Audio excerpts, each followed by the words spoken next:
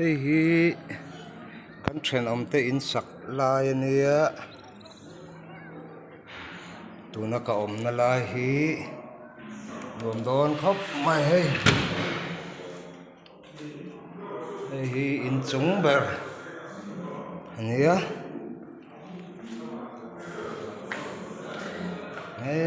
la he bal chandelier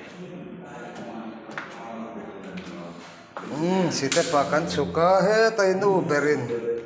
mona lo ti fire in luai khon khoi me ka ni nom do khop mai ta varanda